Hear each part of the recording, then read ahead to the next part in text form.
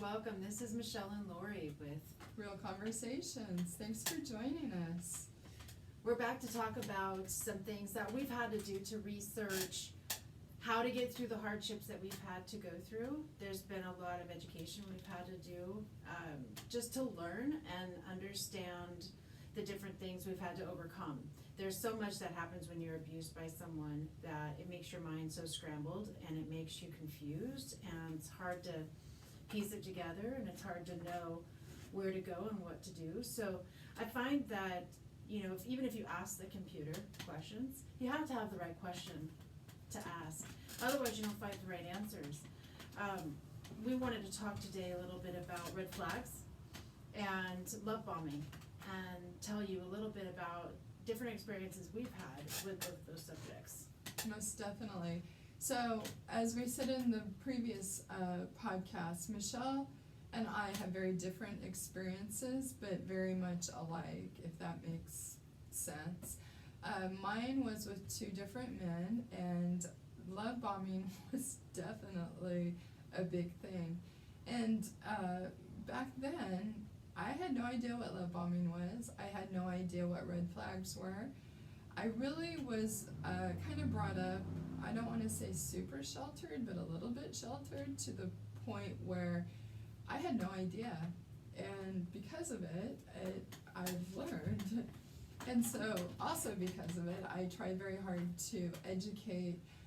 I have 3 children. They're adults now, but when they were younger, they always brought the kids home to our house. And so I just started slowly saying things in appropriate ways for their age to teach them.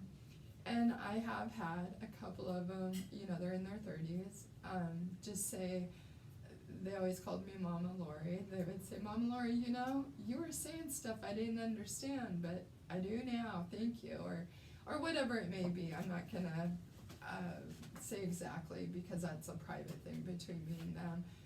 But had I had somebody like me when I was younger doing that, I probably would not have gotten to the situations I did. But again, we're going to talk about love bombing, and Michelle has, a different perspective as far as the religious abuse, and mine is with the 2 men I had in my life. But And the religious abuse with the love bombing, it's quite interesting. Like I said before on our last video, I was in a controlled environment, so we didn't associate outside of our church. We didn't associate out in society at all. So it's very, very controlled. And the love bombing that I saw happen was when a new person would come into the church. Most of the time, they're just incredibly vulnerable. They are there for a reason. They're there because they're missing something. They're there because they have questions. They need answers. They're there because they're looking for support and encouragement and love from someone. So just by that alone, that makes them incredibly vulnerable. And so what I saw was the leaders of our church would go and essentially wrap their arms around these people and make them really feel seen, loved, and heard. And that would go for about a year. And they were constantly getting good positive feedback. They were just feeling inundated with love and just feeling so connected and so close, and where has this church family been my whole life? This is the group I've been waiting for. And then after that year, they start to get knocked down. Because the important thing is to not make that person feel like they're too haughty, or that they're getting too much ahead about them. So you got to start knocking that back. So what they do is they focus on your faults and start knocking your faults down and attacking you every time they turn around. This is something that's wrong with you. You're doing this, and then they start to pull that love back, and they pull it back, which makes you, as the now victim of this scenario, you are pulling towards them, desperately trying to get that love back, because you don't know how you lost it. You first didn't know how you got it, and now you don't know how you lost it. And it's a way to control. Yes. When you start to feel that you're losing that, it's easier to control you. Yeah. And it's very much that way. Again, mine was in more of an intimate relationship with my ex-husbands. I can remember the love bombing, especially, we're gonna say husband one and husband two. Husband number two, I honestly thought that we would be together forever. He was perfect. He loved what I loved, he did what I did. It was just too good to be true. It was mirroring you. Mm-hmm. And like, my grandpa always told me, if it's too good to be true, it probably is. It probably And you know, is, yep. it's funny, as a kid, you don't really appreciate the wisdom of your grandparents or your parents. And I have to say, you know, love bombing happens. I guess, what I'm trying to say is, sometimes there are red flags, and one of the red flags I know, or I thought was a red flag, was when somebody tells you they love you within a month. Yeah. And I was saying to Michelle earlier that my grandparents are kind of a different story. They knew each other 3 weeks, they fell in love, and they got married, and they were married 60 years. And my grandpa, at the end of my grandma got really sick, and at the end of her life, I saw what real love was, and I don't know, it's crazy. I don't know that exists anymore, and so maybe my standards are a little bit higher than they were before because I did see that. Mm-hmm. But I do know what love bombing is and what red flags are. So that's what we're going to talk about. Sorry, I kind of went off on my grandparents, but they were a great. No, but I think we all have that picture in our mind Mhm. of what we're looking for. We want that connection with someone. We want to grow old with Yes. someone. Yes, I used to have that. Now it's a very hard, you know, once you see things. But is that a societal thing? I don't know, that's a good question. I personally don't see myself growing old with anybody because of what I've been through. But what I do see myself doing is educating others so they don't ever have to go through what I went through or what Michelle went Yeah. through. And I think for me, you know, if it's meant to be in the cards, it's gonna be in the cards regardless of what I say or do. But right now, my passion and my goals are to make a difference and to educate and hopefully never see the younger generation suffer. Like some of us, again, I wasn't brought up with psychological abuse being a part of domestic violence. I was brought up that domestic violence is getting thrown against a wall or punched in the face or physical. And one thing we want to stress, that domestic violence is psychological as well, and that can be almost as dangerous, if not more dangerous. Yes. Power control, once somebody starts to lose that, they start to lose their mind, and they will do anything to control the person they're losing. Mm-hmm. So for me, I lived in post-separation abuse for a very long time, 12 years. And we'll go into that more. But today we're going to talk about love bombing, red flags, and on 2 different aspects or perspectives of it. You know, and one of the things that impacted me with relationships was being made fun of all the time. Mhm. Huge red flag.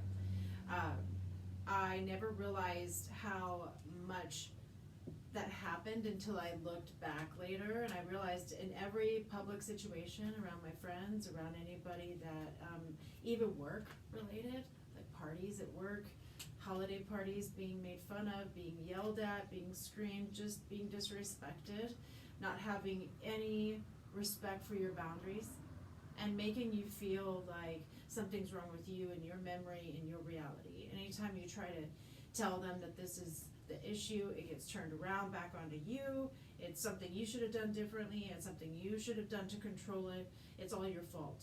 It makes the person that is the victim in the situation feel very alone, isolated, and confused. You feel so incredibly confused, and you don't know what to do. You have no idea. You know, and I've talked to quite a few men that have experienced this too, and a lot of times their masculinity Mm-hmm. is brought into question to knock them down, to put them down, to make them feel bad about themselves, not adequate. Mm-hmm. I have actually seen that quite a bit. And it just breaks my heart. And it's more and more now. It's not just women No. that are abused these days, it's men and women. And it's really sad that women would do that to a good man because Do you see that they threaten the children? Mm. They use children as pawns. I've seen that where the men are good men that want to care for their children, want to be in their kids' lives, and then Yeah. those kids are just used as pawns Yeah. against them and yeah. threaten that you're not going to be able to see them. I'm going to take that away from you. And just that fear, that panic, the walking on eggshells. Yes, the eggshells. You know, and for a man, I think us women can talk to each other and we can support And each other differently, if that totally is our. different. But men usually just shut down and they just take it, and that's And I'm not a another man, thing. so I don't relate Yeah. exactly understanding how a man feels, but I can imagine It would how be very just difficult. hard that would be, and how if you were questioning yourself and you're questioning who you are and you think you're questioning your identity, Yeah. you know. And everything about who you are. And the sad part too is when you bring your children into it and use them as tools, you are, And you experience that. yeah, I don't know how to say this in a nice way. You are the worst thing on the earth. You are the scum of the scum. I'm sorry, but when you use a child against the other parent and you teach that child to hate that other parent, what is the point of that? I mean, do you really feel that bad about yourself that you have to destroy your children too? Yeah, and the I harm mean, you're if that's the causing your case, kids. if that's the case, leave your children and go. Don't bring them into it. And unfortunately, in my situation, my son was used very much as a tool, and still kind of is. But he's an adult now, and he gets to make his choices. And I know that he knows, and I know that he sees, but he has to work through that. And again, it's very difficult for the children because those are both your parents. Yeah. You love them both no matter what. Right. You may not like them, but you love them. Right. And I always tell my children that they have to choose the relationship they want to have with that other And parent. they have the right to have whatever Yep. experience they're gonna have, whether good or bad. They have Mhm. that right to have that experience without interference from the other parent. Exactly, and that's, I think that's probably one of the only regrets I have is the pain that my children had to endure. I went through a lot, it was hell, but I'm very grateful for what I went through because now I can share my story and I can help others. And I have been for a while quietly. I'll be honest, the judge that destroyed our family retired about 3 years ago, and I wanted to make sure that he was definitely retired. And then my youngest turned 18. So I can speak my truth and I won't be punished for it. And that's a really empowering feeling, being Yeah, it able is. to speak your truth Yes. and know that there's not gonna be consequences. Right. That you're not going to have to go to court for 5 months and not know if you're losing your child or whatever it may be. And having that freedom. And I'm I'm here to tell my stories, so there's nothing that's gonna stop me. But let's go back to red flags and love bombing. So for me, love bombing, again, as I mentioned, was meeting somebody. I didn't feel so much this way about my son's dad because I knew him for so long. We were friends basically for 20 years before we got together. And so he was more like my friend, my buddy. And you feel like there's some security in that. What Yeah. changed? I mean, that's a long time to kind of feel like you're in Yeah. a solid relationship, whether it's intimate or not. It's still a solid relationship. 20 years is a long time. Yeah, I mean, I don't know what changed. That's a great question. I think what changed is I became into an intimate relationship with him, and he has, sadly, he has his own issues, and I don't think I know that I did not see the red flags. I will admit that he's the one that I learned an awful lot with, and I should have known better by the time number 2 came along. But again, that love bombing, when you are alone and you want to have someone to share your life with, and here they are, they want to share their life, and you're the best person in the world, and oh, I've waited my whole life for you. Yeah, they waited their whole life for you so they could hone their skills with you and move on to someone else. But, And it's very normal to have a relationship that's toxic and turn right around and go into another Yes. toxic relationship, and you just keep having this cycle, the Yeah. cyclic. It just goes round and around no matter what. But that's because we've gotten used to accepting that kind of behavior. That's what our brain has been trained to accept. and all, And having something really good mhm. is terrifying. It's confusing, really. And you don't know if you can trust that. Mhm. You can trust the abuse, you're used to the abuse, you know how to handle that. Yep. But someone who actually is there for you, who Mhm. actually means what they say, who actually is honest, loving, and caring, that you would question. Oh, most definitely. It's very hard. I have a friend right now, and he's a great friend. And we talk about this. I'm not gonna talk for him, but, we have situations, like, we do a lot of fun stuff, and we are really good friends. And I feel I can talk to him and that he does understand because of things he's been through. But he knows that I struggle very much with relationships, and if I check out for a few days, he's okay with that. He doesn't take it personal. He isn't like, where the hell are you? Or why aren't you calling me? He just gives me, he might text me, hey, you okay? Or you wanna go get dinner or whatever. And if I say, no, not tonight, he's like, okay, we'll talk tomorrow. I'm not used to that. And he it's- doesn't ever reapproach you with like anger No, or, no, you know, oh, I see how you are. You never are available for me and you always make Nope. excuses. That's that kind of backhand manipulation. Mhm. That's a great, that was great. No, he really doesn't, and that's okay.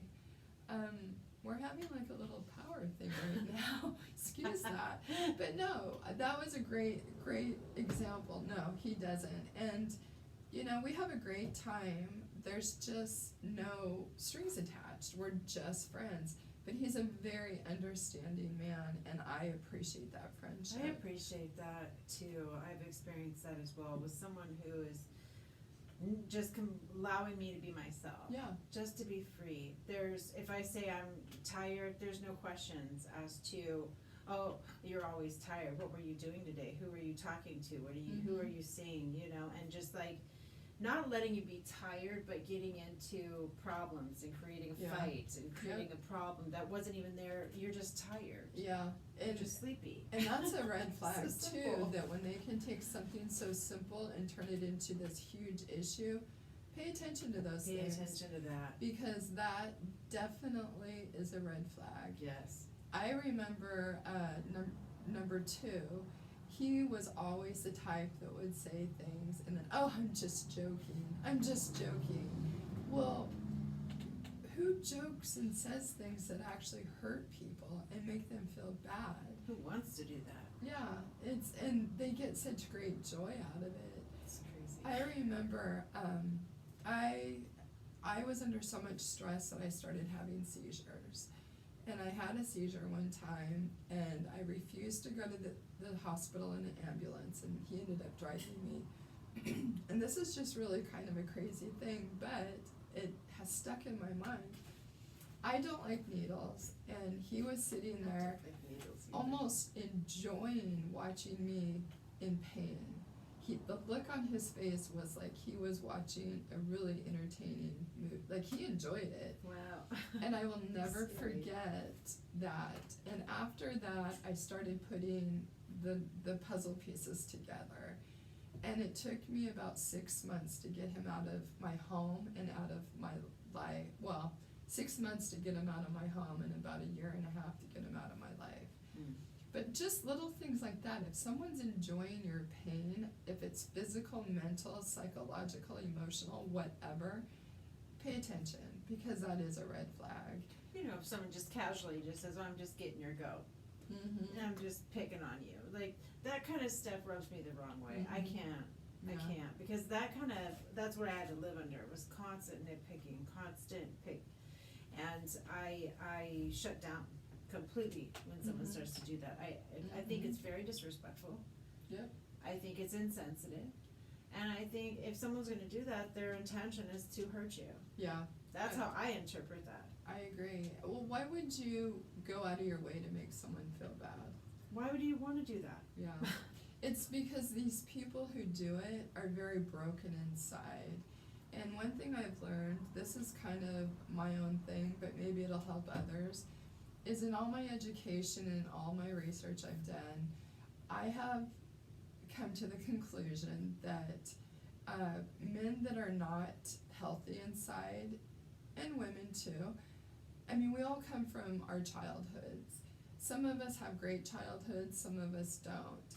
But the people who are there to hurt you like that are usually children of extreme neglect. They didn't get the emotional foundation that they needed. And so one of my biggest things is, how does this man treat his mother? Right. And if they're like, oh, she is a crazy, whacked out Or mother. breaks her mom's arm. Mm-hmm. Yeah. In a fight. Mm-hmm. Then that's a huge red flag as well. And granted, not all are like that, and I'm not trying to say all people, because there are people who have horrible childhoods and are the most amazing human beings. So you kind of have to weed your way through it. But for me, if I'm meeting a person, male or female, and they're like, oh, my mom was a crazy bitch, right there, that's a red flag that I'm usually probably not going to have another conversation with that person. Now, 25 years ago, I would have been like, oh, yeah, that's too bad. I'm so sorry. Let me help fix you. Not anymore. Yeah. Yeah, you can't unsee what you see, and that for me is a little bit difficult at times. But I think I've just gotten to the point too that because I'm always constantly working on myself. me too. I want to improve. I want to become a better person. I want to do the best I can with what I've got. And if I'm with somebody, I want them to be doing that for themselves too. At least we're both doing that at the same time together. Mm-hmm. I'm not responsible for fixing that person. They're not responsible for fixing me. That person I found in relationships in the past, I did come with a lot of baggage. I Me came with too. a lot of hurt. I came with a lot of things I had to heal through, and I wasn't healing myself. I was just jumping into the next relationship, and that wasn't okay. Searching. But I did it because I was searching, Mm-hmm. because I was hurting, Me and I was too. alone. And I think we all do that. I think it's natural. I think it's human nature. But at some point, we have to take a look at what's healthy for us. Yes. You know, is this something that I have to or should be forcing myself to endure? Mm-mm. Is it necessary? Is it going to get me to my outcome? Because I think sometimes we all want, I say we all very broadly, but you know, I think there's a lot of people out there that really just want to be good people. Well, if you put so many things in your path, in your life, that causes incredible destruction, you never really get to that end that you want to get to, because you're too distracted fighting, forcing things, defending, just trying to protect yourself. You just get stuck with just all of this overwhelming things that you're dealing with all the time. And I had to go through my life and really look at the things that were impacting me in a negative way. And I had to be honest with myself. If it was like a friendship, and then I had to really decide if that friendship was right for me. Mm-hmm. And I had to decide if maybe I had outgrown that relationship. You know, That's not if hard. it's That's very hard. It's hard because you can develop a very comfortable feeling even though it may not be healthy. Right, because if it isn't healthy, it will and can become toxic. Mm-hmm. And any situation you're in that's not a healthy one eventually is a toxic relationship. I agree, and when I say that I spent 5 years by myself, I did. I ended up having to walk away from one of my very best friends because she teamed up with number 2, and they tried to sell my house out from under me. I mean, things like that. We were friends Betrayal. for 30 years, and Yeah. here she is, just happy as can be, going with somebody that she knew was hurting me. But that was her choice, and she has her reasons. Sometimes people will draw those lines themselves Mhm. by something that they do, and it makes it easy for you to make that decision. Yep, and when I moved up to where I live now, I had to give everything up. My job, my friends, everything I knew, because I wanted my son to have an opportunity that I had never had. And although, we have a relationship that is difficult, I see him excelling, and that makes that sacrifice Worth it. 100% worth it. Actually, 125,000% worth it, because he's getting to live his dream, something that I was never allowed to do until now. And so, there's things you go through, and healing is not easy. No, it takes work. You have to want to change more than you want to stay the same. That's what I've always told my kids, and it's very true. And the hard work in the end is so worth it. It really is. After I had gotten through all of the pain and really worked on healing myself from all that stuff. I mean, I used to get the night terrors, the night sweats. I'd have the sensory issues where I'd feel like I was going to throw up, loud sounds, just so much impacted my everyday. It felt very, very overwhelming for so long, and I never thought in a million years I would ever find peace through that, but I did. And it's no longer anything that's in my mind anymore. I mean, yes, of course, what happened to me was not right, it wasn't wrong, but I'm indifferent now about it, and I feel free from that. Yes. From being so held back and feeling like you've got this stone around your neck and you're being sank in the ocean all the time, every day, to not have to feel that way is a miracle. Well, for me, I had, as I mentioned earlier, I started having seizures. My health was so bad. I think I said this in the previous podcast, but I don't remember 2019. There's like 3 things I remember out of that entire year. And I think heavy stress affects that. It affects so much. It affects your health. When you're in stressful situations, it affects everything, every aspect. It Your really memory, does. it affects your health. So maybe if you stop and think about it, okay, this is going on in my life right now. Am I starting to have to go to the doctor more frequently? Am I having to? Is it am I harder getting to sick? get out of bed? Is it Yeah. harder to? The one thing that I am so grateful for is my children and my farm, because I had to take care of both of them. I had no choice. And if I didn't have them, I don't know that I would still be here. I think I would have, That was probably. my reason too, and I'm except for the farm part.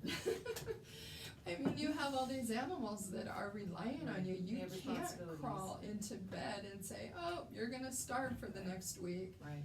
But You had to pick yourself up by your bootstraps, Yep. and you had to figure it out. you And really do. I had to do that with myself as well, And and it was hard. yeah, but what I realized is I didn't go to my children, I went to my animals. They were the ones that have all my secrets. They know everything about me, and they don't tell people. They're obviously not gonna, they can't. Well, I think that's good that you found something that was self-care for you. Yeah. Something that could help you during that time, because I think if you're trying to eliminate stress in a stressful life, that you have to find support systems Yes. like that, like either meditation or Yeah. some private place where you can just, collect your thoughts, take care of you, do things that feed your soul, because you need that as you're trying to go through the trouble. The funny thing is, though, is everybody told me to get rid of my animals. Everybody, that I was not gonna be able to take care of them. Because it was like too much Couldn't stress. afford them. And all I'm gonna say is fuck them. Not only did I save my family, I saved my farm and I saved myself, and we are all doing wonderful. And so, I wouldn't do it any different. The only thing I would say is I wish I would have had somebody like me Yeah. when I was 16, 18, 20, just dropping those little things like, oh, did that boy really say that to you? That's probably not appropriate.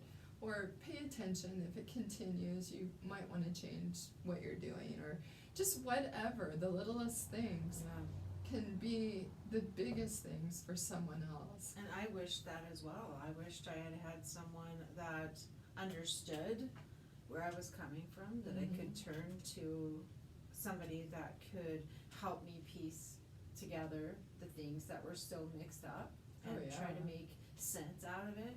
But I didn't have that. So I think some things I did a little bit harder. Oh, I can tell you I did too. You know, but I don't regret that either, because it got me to the point where I'm at today. And so that's why I'm taking the opportunity to make sure and do the research that we need to do, so we can educate people, so that they can find peace and they can find happy, healthy lives away from abuse. Yes. And you know, I've been going through some crazy stuff these last few weeks, and I will be honest, I have tried so many times to step away from educating about domestic violence, because it does at times get very difficult when you are helping survivors and you know the light is bright at the end of the tunnel, but they do not. And it's hard. You know what they're going through in a sense, because we can never know what the other is going through. Right. But we can be there to support them. You can imagine. And I had to make a big change this last couple of weeks in my life, and now I have decided that this is what I want to do. And I have always, part of my healing journey was to create a nonprofit, and that nonprofit was for everything that was not available to me. Support, resources, everything. I went through family court by myself. I was pro se, so I had to learn the court system. And then I educated myself and went and got a degree, my paralegal degree, to see how the courts work. So I decided, you know what, I'm done playing the game of working outside of my home to the point where I'm not really helping people, to now I'm gonna. And I mean, we're both going to. And we are going to be very successful because we both have different stories, but we have a very similar outcome of empowerment, strength, courage, and support for others. So we just want to make sure that we are exuding that. And always, if anybody out there needs any kind of support, you can reach us on our social medias. I also have Camp Boudica. You can reach out there. We are doing that as well together with this. And if you're going through something where you're wanting to leave a bad situation, maybe you have questions, maybe you have things that have been going on that you're wondering if you are in a bad relationship or a bad situation, or someone in your life is harming you, you need to reach out for help. You need to reach out to the National Domestic Violence Hotline. You need to reach out, reach out to Google and say, who can I reach out to if I'm concerned I might be being abused? And reach out to those folks, because they're 24/7 and they are confidential and they're there for your support. And also a good point, Michelle just said, if you reach out, they're confidential. If you do contact us, it is only between you and us. We don't talk to other people. We are not in a situation where we have to divulge anything. Everything that we're doing on our own, because we know that we can help and we know that we will make a difference. Yeah. We have no rules that we have to follow. We do, but we aren't supported this is from our by own any experience. Yep, and we aren't supported by any government. It's just us, two survivors that want to make a difference. And again, like we said, if you feel, and not just you, if you have friends that you think are in DV, reach out to us. Maybe we can help give you resources that can help them get out of it. That is rewarding within itself as well. Because I have lost friendships, or actually not lost them, walked away from them, because once you see things, you cannot unsee them. And when you see these people that you've known forever treating somebody horribly, and you can't do anything because they don't want your help, you have to walk away. no matter how hard it is, because you're not doing them any good by allowing it to happen. And maybe by the loss of the friendship, they'll be like, oh, wait a second, or whatever it may be. But we are very much here to help and to listen and to support. And again, you can reach us on our TikToks or Instagram, YouTube, Facebook. And also, our email, I think our email is somewhere on those as well. But just know whatever you say to us stays between us. So if we can help, we will. If not, please feel free to call the National Domestic Violence Hotline. There's other ones. Google in your state what you may need.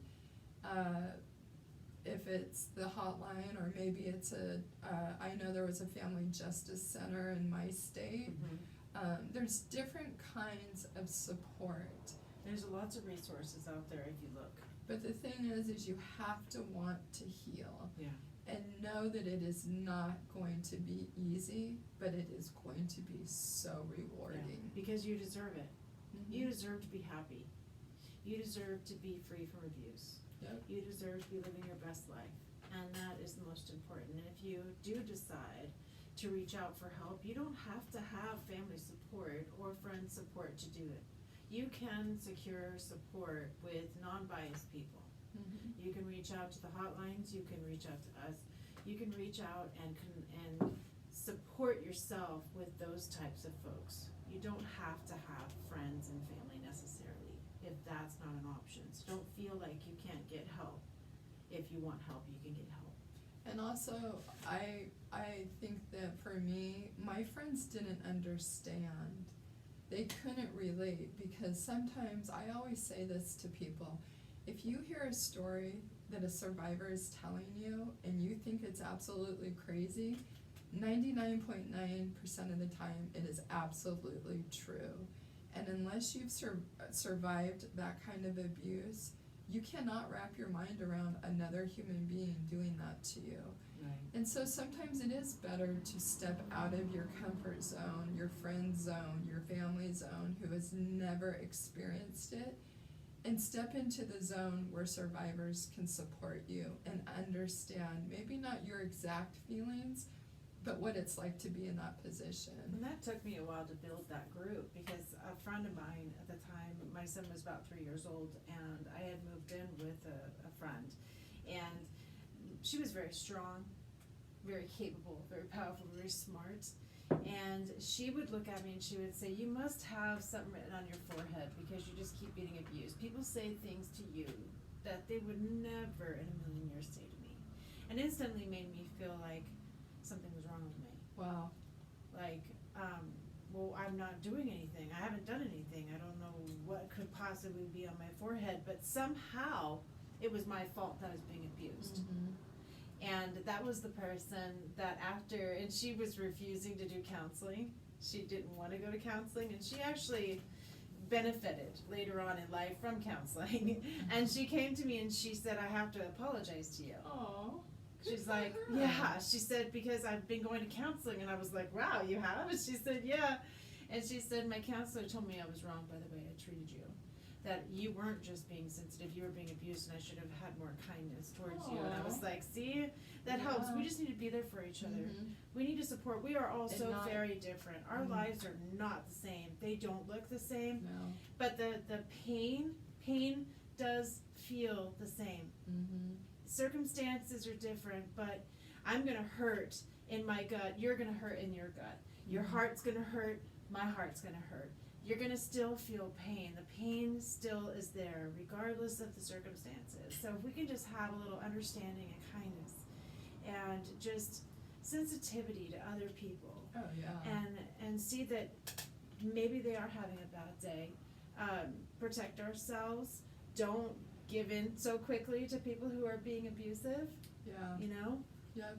You know, one person that was a very valuable resource is I was connected to a state representative, and I am very big on saying that I am a woman's woman, meaning, or a girl's girl. I don't care if I like you or not. If you're in a situation that you need me, I will be there. And this person, she was absolutely the most amazing woman one of the most amazing women I've ever met. And I can remember, just a quick story, I came home, I don't even know from where, what the situation was, but I remember being paralyzed in I could not get out of my truck. I had so much fear. And I sat there and I had nobody to call, nobody. And I just thought, you know what? She wants to know about, because she started writing policies and doing things to get the psychological abuse on the books. And I was part of that, and so we connected that way. And I remember calling her and spending 30 minutes on the phone crying and telling her how scared I was. And instead of saying, I'm sorry, I don't have time for you, she stopped what she was doing. She was so kind. And that's what we need people to understand that at that time, I don't think she's ever been through a DV, I don't know personally, but just to be able to say, it's okay, I am here for you. I may not understand, but I am here for you. And if we all did that a little bit more and worried less about the bull, I think we could really make a difference, and we could support other women and men. I just know that I imagine for men it's just a little bit harder, but men or women, I mean, why can't we support each other? Yeah. When like I said, we don't have to be friends. We don't have to have a relationship outside of this. But if you need something, here we are. And like your friend, she probably didn't realize what an impact she made on you. No, she didn't. She probably never really understood that. She actually has moved up and become a senator, and I'm not gonna say where or anything, because I'm very nervous talking about it because I don't have her permission, but she did contact me a few weeks ago and asked me to be part of the 2027 legislative session and share my story, because she's still to this day, and that was, 5 years ago, 6 years ago? Yeah. She's still trying to get things on the books, and that makes me so happy that she's never given up. Yeah. She is using her voice on her platform to make a difference. Yeah, that's awesome. And if she gets that done, imagine how it's going to impact everybody. Yeah, Arizona just passed a bill. It's HB, I think it's 2995, where they now have psychological abuse under domestic violence. Which And is so more and more necessary. states are. Oh yeah, and it's kind of sad that other countries were there a few years ago and we're a little bit behind, but it's happening. And if you're in that situation, hopefully by the time, if ever you have to go to court, it's going to be in the books and it's going to be recognized. And one of her big things is she's educating judges and people associated with courts about psychological abuse. And that is such a blessing for everyone, because, I was dragged through courts. That's my thing, is legal abuse and financial abuse. And the judge allowed it. I mean, over the silliest things. And the judge would, we'd spend 6 months in court over that, and then I would breathe for literally a minute, and then I was in it another 6 months. Nobody There's should. so much turmoil going back and forth like that. It's just so much emotional And stress. The unknown is horrible. It's a lot. That's a lot. But you we're moving endured. forward. Yeah. You endured and you powered through that. It was hard. You faced it. You got through it, and you're better after. Oh yeah, I am so much better and educated. And so again, you can unsee what you see, and if you can make those those changes, you will really enjoy it, and you'll see the light at the end of the tunnel. And do what we did. We researched, Mhm. and we looked up red flags in relationships. We looked up love bombing. How can you recognize love bombing? How do I know if I'm being love bombed? Ask those questions. Research. If sometimes people don't feel comfortable going to counselors, but counselors are pretty amazing people. And, you know, they're there just to be a non-biased support for you and give you suggestions. So please don't feel ashamed, embarrassed to give that a shot. They're there to be confidential. They're not gonna share your information. It's just a free space for you to just talk about whatever you need to talk about. And sometimes you just need to get it all out of your chest and out in the open, because when it's sitting inside here, you cannot see exactly what's going on. You cannot see because it's too close. But if you pull it out of your chest and out to here, you can see it differently, and it changes your perspective. And that's what happened with me. And it allowed me to see things in a completely different direction. So give yourself that chance. Don't just settle and allow this to continue happening. You deserve to be happy. And two, one thing I will say is, it took me quite a few counselors until I found the right one. So if you go to one and it doesn't feel right, leave. Yeah. Go find one that does listen and make you feel heard, because that is a huge part of your healing. Absolutely, definitely. Most important, you have to have someone that understands you, someone that can help explain things to you the way your brain is processing the information. And sometimes, just like you, just like me, we meet people and we're not meant to hang out with people all the time. We're not meant for everybody, and not everybody's meant for me. Oh yeah, so, not because they have a degree in counseling or a PhD or a Psych D, whatever it may be. It doesn't mean they're perfect for you. Or that they even understand. Yeah. And so that's it's kind of like a doctor. Mm-hmm. It's kind of like a doctor. If you go to a primary care physician, sometimes you go to a primary care physician and somehow, some way, that person and you just are not connecting. Or you go in and you just feel like, wow, they understand me, they get me. Yeah. And you know, when you finally find that person that gets you that way, it's so reviving. Yes, that's a great way to say it. Actually leave and you feel like alive, and you feel like, I mean, just the validation. Someone who finally sees you, that, especially if you've been abused, you've been put down and pushed down and ignored and neglected, been made to feel like it's your fault, the way you view what's going on in your life is very skewed. Oh yeah. It's so important to have someone take a look at that and help you see it how it really is, and give you that different perspective. And when you can leave a therapy office and you just feel light as a feather and you're like, wow, I feel like a huge weight's been lifted. And sometimes that's just because you're releasing all the stuff you're holding in and just giving you that outlet. It's great. It really is amazing. That is very true. And also, something I'm gonna say too is, if you're in a position where you're going to an attorney or needing legal counsel, same thing. If they don't understand, then go to the next one. But also, one thing I've learned is, I had 3 abusers. I had the ex, my attorney, and the judge. So be very, very careful, because I did not know that was possible, and I learned a very hard lesson that way. There's just so much you don't know about the legal system. You don't know if you're not in it. So much can happen against you without you even understanding what's going on in general. And when someone says you need to go get an attorney, I'm like clueless. Where to start? Who to go? Who to trust to? I was referred to an attorney for my son's case, and it happened to be an incredible attorney. He was great, but I would never have been able to have picked him out anywhere, because there was a million different attorneys. And I had no clue. And I always say, because I went through school and got my paralegal degree, not just a certificate, an actual degree. I learned a lot getting that degree about attorneys.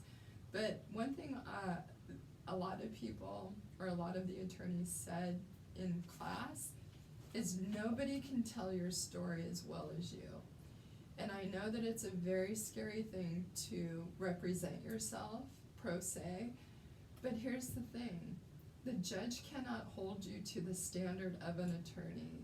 He has to cut you slack, because you didn't go to law school and you're not an attorney, but you have the right to defend yourself, and you have the right to tell your story your way. And so that's one of the things I hope to do with my, with Camp Boudica, is to teach how to defend yourself, not as an attorney, but as somebody who was pro se, and somebody that has been through that.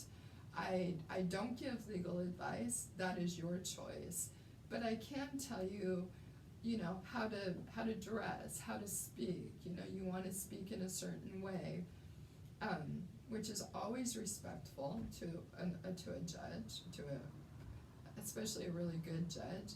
And one thing I have learned, I've been in court here in where we live, and I've never seen a judge like the judge that most of the survivors have had at where we live. He understands, he's compassionate, he's not threatening, he's amazing, and I wish I could say his name, but I can't because that wouldn't be right. But I'm just telling you that there are some out there, and if you don't have the financial means, or you're scared or whatever, do it yourself. There are so many videos, there are so many YouTube videos that you can watch. That's what I did. I just buckled down and I picked 3 different people that I've seen on social media, and I watched them all the time. And I mean, my last court case, I still retained custody, and I don't wanna say I won, because I don't think anyone in family court wins, but I did really well. And husband number 1, that was still 12 years later taking me to court, walked out of, he actually kind of ran out of there because he was so embarrassed that he, you know, underestimated me, I guess we'll say. But I don't know, I can't speak for him, that's just my guess. But again, if anyone out there needs any kind of support or resources, please reach out. And if you do have any ideas on attorneys that you've heard of, that you know of, that you could put in the comments for someone to look into, that would be helpful too. Mm-hmm. If you know of any good resources that you've connected to, if you're listening to this podcast and you think they're a great resource, please put that in the comments as well. We wanna share the information, we're here for everybody, so we wanna have an open dialogue. We're having true conversations. Yes, well, thank you. Thank you so much. We will see you next week, same time.